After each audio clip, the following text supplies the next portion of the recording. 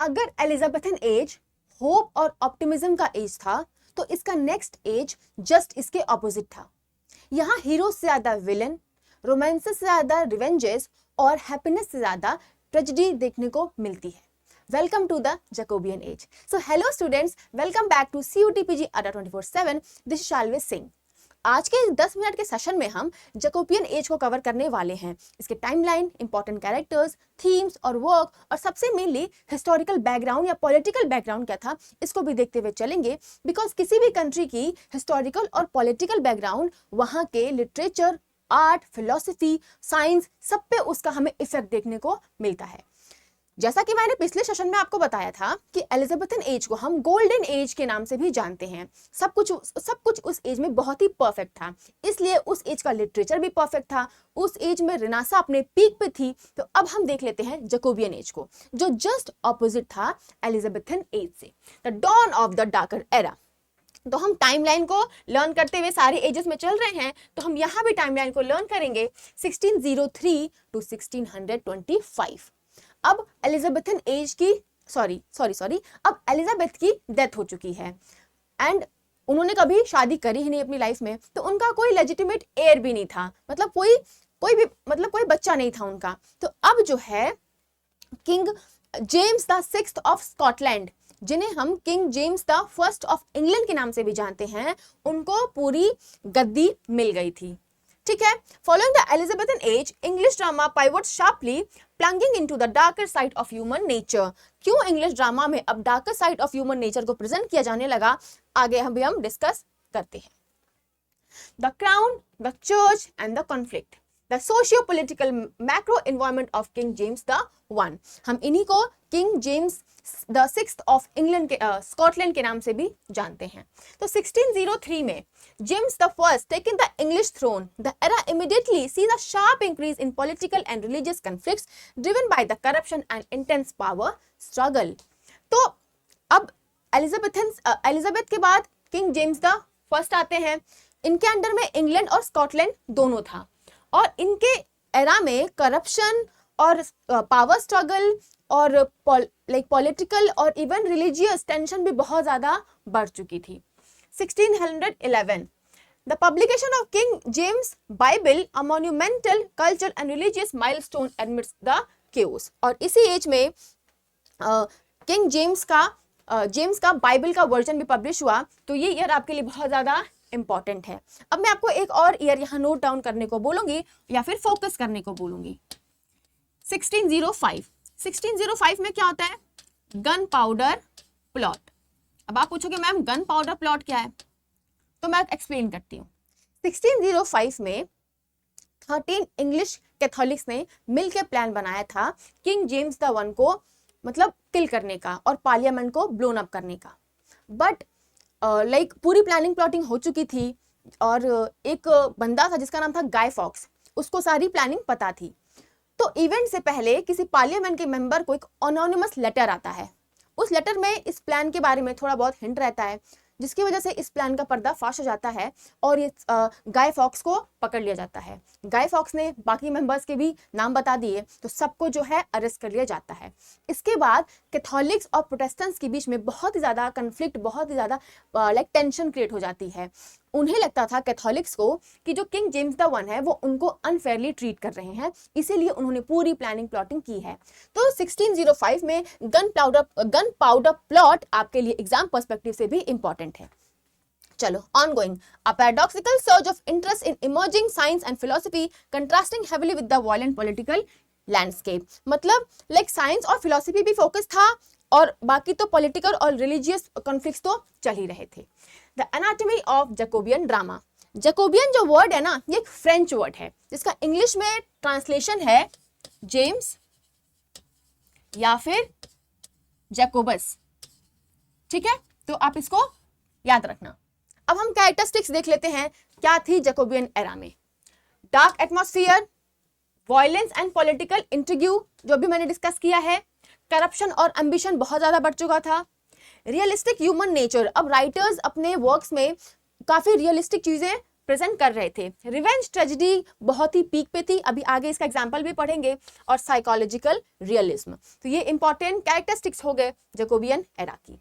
The psychology of the shadows, what the place were truly about beneath the surface. तो अभी हम appearance versus reality को देख लेते हैं। तो मोटिव क्या होता था बेसिकली, एम्बिशन, पावर और पॉलिटिक्स, ये आपके मोटिव्स हुआ करते थे। बट एक्शंस हम किसके थ्रू प्रेजेंट करते थे, बिट्रेयल, रिवेंज और करप्शन, जिसका आउटकम क्या निकल के आता था, डेथ और जस्टिस। इसका बेस्ट एग्जांपल अभी हम आगे के प्लेस में देखते हुए चलेंगे। ठीक है, चलो। तो ये कुछ इंपॉर्टेंट ड्रामेटिस्ट हो गए और ये इनके कुछ इंपॉर्टेंट ड्रामाज हो गई। आपको सबके नेम लर्न होने चाहिए। ठीक है, the major dramatist and the defining master works, because this all are the masterpiece work of this major dramatist of Jacobean age. तो Ben Jonson, Volpone, the alchemist और every man in his humour. Ben Jonson को हम किस नाम से भी जानते हैं, कमेंट सेक्शन में आप बताओगे। John Webster, the duchess of Malfi और द व्हाइट डेविल, ये एक रिवेंज स्टोरीज थी। थॉमस मिडल्टन की the challenging women beware women, और जॉन फोर्ड की tis pity she is a whore. ठीक है, तो नाम आपको लर्न करते हुए चलना है। The vehicles of expressions. ठीक है, तो क्या क्या चीजें पॉपुलराइज थी, रिवेंज ट्रेजेडी अपने पीक पे थी, ट्रेजेडी भी शेक्सपियर की जो फेमस ट्रेजेडीज हैं वो लगभग इसी एरा में लिखी गई थी। सटायरिकल कॉमेडीज, ट्रेजिक कॉमेडीज और मास्क्स इस एज में लिखे जाने लगे थे। ठीक है, तो ये एक लिटरेरी फॉर्म्स है जो कि डोमिनेट कर रही थी जैकोबियन एज में। सारे एजेस में कोई ना कोई लिटरेरी फॉर्म पक्का से डोमिनेट करती है, तो इस एज में वो सारी चीजें डोमिनेट कर रही थी। अब देख लेते हैं why the Jacobean permanently altered English literature. Pillars of impact, continued and evolve Shakespearean tradition. Shakespeare अभी भी थे, उनकी ट्रेजेडीज अभी भी लिखी जा रही थी, पब्लिश हो रही थी, बहुत ही पॉपुलराइज हो रही थी, तो शेक्सपियर का ट्रेडिशन अभी भी था। Vastly expanded psychological realism on stage, अब धीरे धीरे कैरेक्टर्स की साइकोलॉजी को भी स्टेज पे प्रेजेंट किया जाने लगा था। Perfected the structural mechanic of revenge tragedy, जैसा कि मैंने बताया कि माहौल बहुत ही ज्यादा खराब हो चुका था इंग्लैंड का due to political and religious matters, तो धीरे धीरे जो लाइक रोमांसेस हैं अब वो कम होने लगे थे और रिवेंज ट्रेजेडीज ज्यादा लिखी जाने लगी थी। Acted as a direct mirror reflecting harsh social and political realities, मैंने बताया था कि हमारे सोसाइटी में जो भी चीज़ें लाइक पॉलिटिक्स में चलती हैं और या फिर रिलीजन के मैटर पे चलती हैं, उसका असर हमें लिटरेचर में देखने को भी मिलता है। चलो, तो अब देख लेते हैं द मास्टर की for quick revision. Her session के बाद एक मैं आपके पास लेके आती हूँ एक हमारा क्या, एक क्विक रिवीजन चार्ट। तो देख लेते हैं पीरियड क्या था, 1603 से 1625 याद करते हुए चलना है स्टूडेंट्स, बिकॉज एक साइड एज आएगी, एक साइड उसकी टाइमलाइन आएगी, आपको मैच द कॉलम में करना होगा।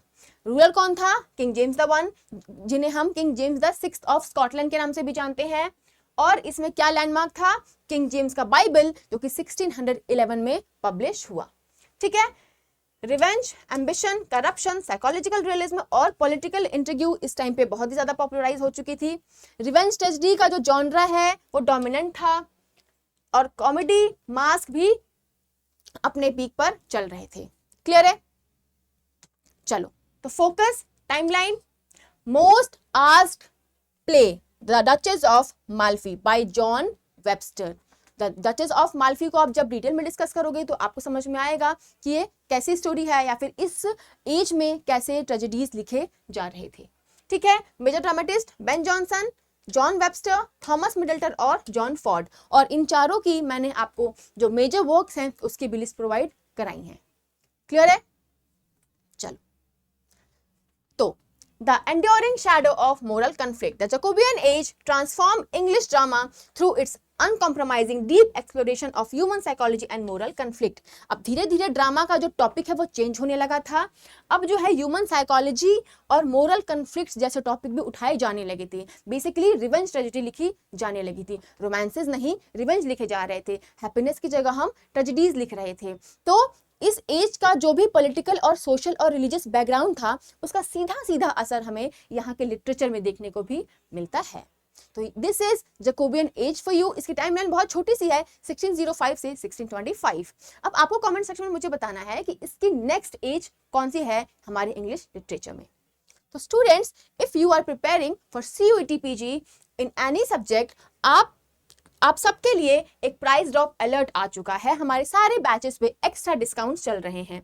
अगर आप कूपन कोड SS02 को यूज करते हो और किसी भी बैच में एनरोल करते हो तो आपको एक्स्ट्रा डिस्काउंट वहां मिल जाएगा। और एक्स्ट्रा इन्फॉर्मेशन के लिए आप इस नंबर 9667589247 पे कॉल करके एक्स्ट्रा जो डिस्काउंट्स हैं या फिर एक्स्ट्रा इन्फॉर्मेशन हैं उसको ले सकते हो।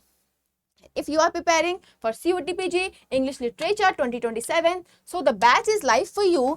अभी काफी टाइम से बैच स्टार्ट हो चुका है। SS02 आप कोड लगाओगे और बैच में एनरोल कर लोगे, क्योंकि क्लासेस हमारी डेली चल रही हैं और सिलेबस में भी हम काफी आगे बढ़ चुके हैं। तो एंड मोमेंट का वेट मत करिए बेटा। अगर आपको 2027 में COTPG देना है इंग्लिश लिटरेचर से तो बैच में एनरोल करिए और अपनी प्रिपरेशन को स्ट्रॉन्ग करिए।